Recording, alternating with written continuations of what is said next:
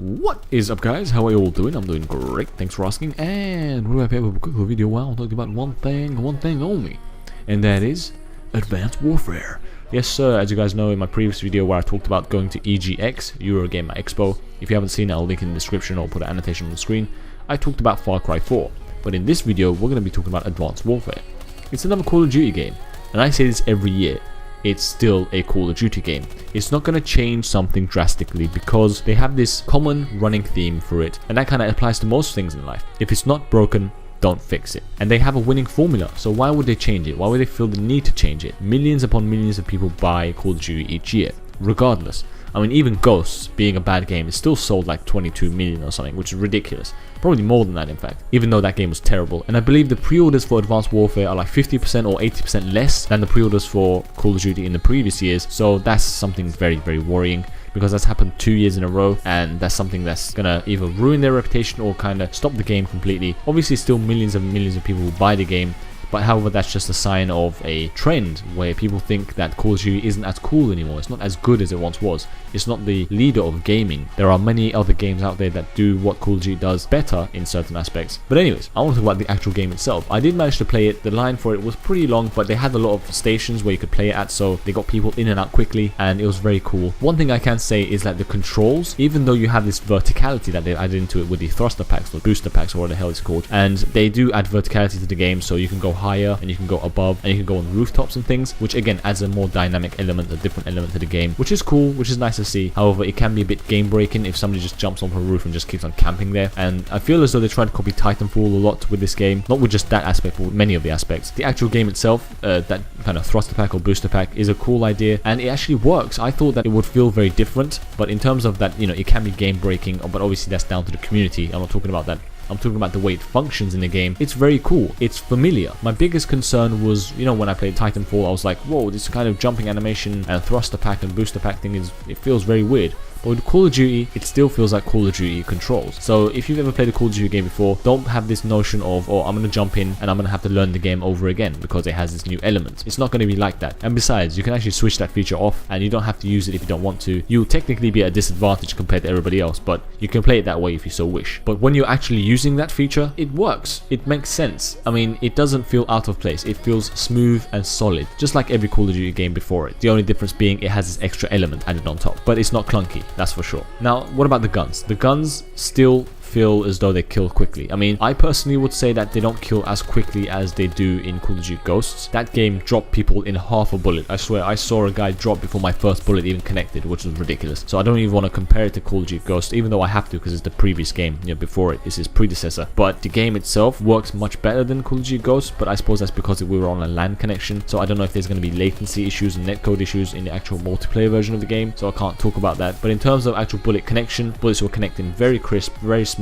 The whole combat was very good, but the guns still killed very quickly. Like I said, it's not as quick as Call of Duty Ghosts, and in all seriousness, you can kill somebody in 2 bullets in Call of Duty Ghosts. With Advanced Warfare, it's increased to about 3 bullets, but I still feel that's a little bit too quick. Maybe if you add lag and latency, it might increase it to 4, 5 bullets, maybe 6. However, that's not something you want to consider because lag and latency in any aspect of the game is not cool, it's not nice, you don't want it in there. But in terms of the core game, I think the guns need to be either decreased in terms of power just a little bit, maybe like 20%, 30%, or the character's health needs to be increased by 20% or 30%. One of the two, because you can't have the game the way it is now and release it, because you have the same complaints as you did in Call of Duty Ghosts, but for Advanced Warfare. So that's one thing I noticed. The guns themselves, now they sound very kind of just Call of Duty guns, you know, they don't sound tinny exactly like they used to, but it's not the most realistic sound, obviously. However, they didn't sound crap, they didn't sound bad. They sounded alright, but again, it's not the best sounding out there. Now the engine again, very smooth. It's a Call of Duty engine, so it's going to function very well, like I said. But the engine itself is actually very cool.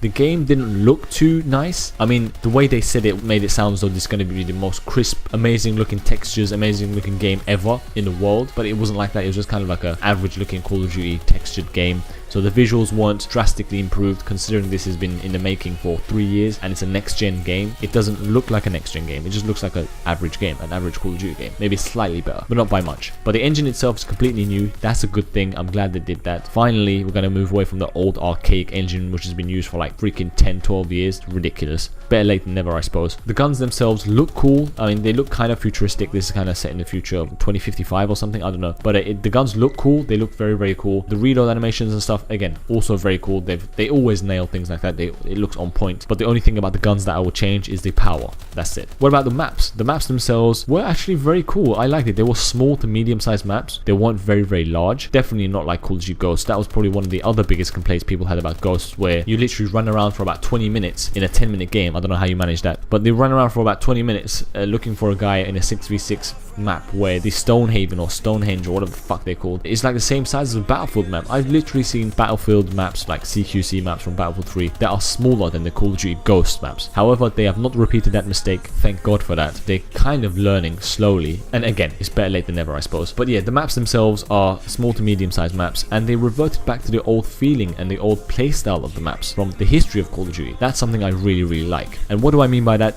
I'm talking about the 3-tier system. They've added left route, middle route, and the right route. You can take these 3 tracks or 3 pathways to get into the action. And of course, there's going to be little corners and doors and rooms here and there dotted around. That's always going to happen. But I'm talking about the main routes you can take. There isn't going to be 6 or 7 or something ridiculous. So it's not going to allow people to camp that much. And it's going to be free-flowing. And the flow of the maps were very good. The spawns were okay. They kind of do spawning at the other end of the map, just like they do on Call of Duty Ghosts. But because these maps are smaller, it takes you less time to get there. And because again you have the thruster pack or the booster pack, you can get there even faster. So that's kind of a plus, that it works with one another. So the spawning on each side of the map or in your own spawn on the other side of the map is not a negative factor. It's actually quite well in this game. And the other way I want to explain that kind of 3-tier system is, again, you have the ground floor, you have the middle floor, like 1 floor up, and then you have the roofs, which again goes back to the point about thruster packs and booster packs giving you that ability. So it's 3-tier system both vertically and horizontally, and I love that. I mean, Titanfall had that plus more. It might even be a 4 or 5 tier in Titanfall. However, for Call of Duty, that was probably one of the biggest things people were skeptical about. Is it going to work? Is it going to flow well? Or is it going to be more of a problem and a hassle? But in terms of the game functioning as to the maps and the way it plays,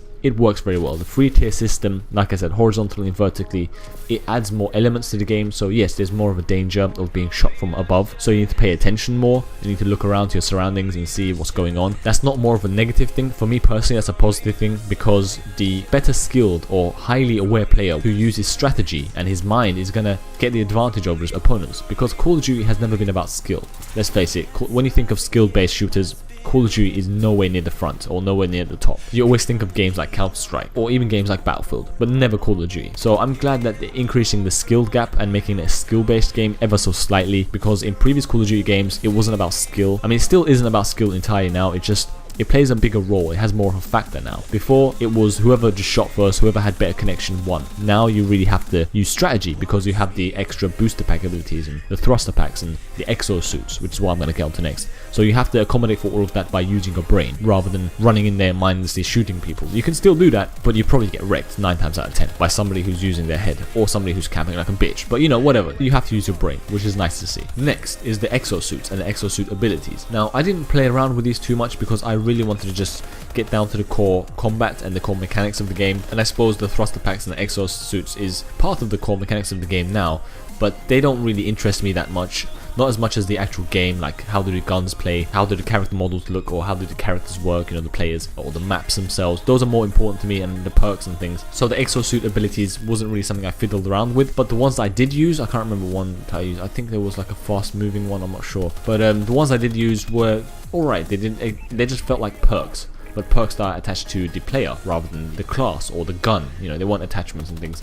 So it felt like a perk. They worked quite well. They didn't hinder the game, I would say, because sometimes, actually not sometimes, a lot of the time when Call of Duty developers try to add something to the game, it has more of a negative impact than a positive one. But I strongly believe that the exosuit abilities, minus a few of them, are going to have a pretty much a 100% positive impact. Only ones that I can see being negative are the invisibility one, the one where you can see people through walls, and the one that shoots a grenade, which is kind of like a hunter killer. Basically, you fire a hunter killer rocket or hunter killer grenade from your arm, which is ridiculous because it automatically finds the closest player and it automatically hits them without any aim. And I hate that. I hate anything that takes skill away from the player or the game itself. So apart from those exosuit abilities or just abilities in general, the game's probably going to function pretty well in terms of the suits, the exosuits. And I mean, I don't have any complaints on that front. To me, it's like I'm indifferent about it. It's like I said, it feels like a perk for a player more than anything else. So it's not that big of a deal. but I can understand why they're pushing it because it is a new concept. And finally, the melee system. The melee system is something I love. The animation for it, the way it looks, is brilliant. You get this kind of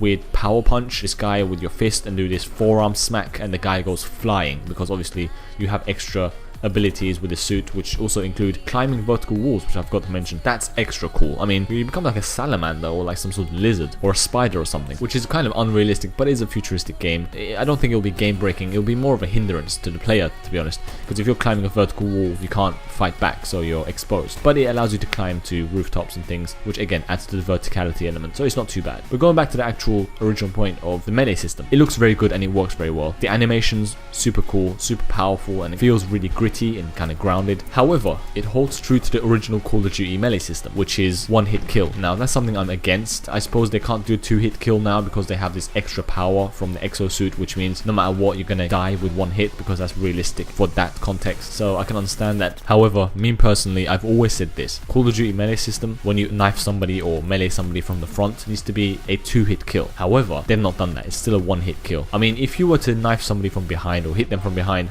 I can understand it being one hit kill, but when you're facing an enemy and it's still a one-hit kill, kind of defeats the purpose of melees. So I never understood that. That's something I personally am against, but I can understand why they wouldn't change that, because I'm guessing most of the people want that in the game, and they are here to accommodate for the majority of the players rather than the minority. So it's a bit weird and it's a bit frustrating, but it's just going to remain like that, unfortunately. Anyways, that's pretty much it for my review about Advanced Warfare and Eurogamer, where I played the demo. Let me know what you think about the review. Let me know what you think about the video itself and the points I raised. Would you add or subtract anything to the game based off of what you heard or other research you've done, other things you've heard? What do you think about the game? Are you excited for it? Are you not excited for it? Will you be buying it or pre-ordering it, or are you going to stay away from it completely? Let me know all these things in the comment section below. But that's pretty much it. Thank you all for tuning in, and I'll see you in the next chapter. This is Knife 474, and I'm out. I'll see you in the battle.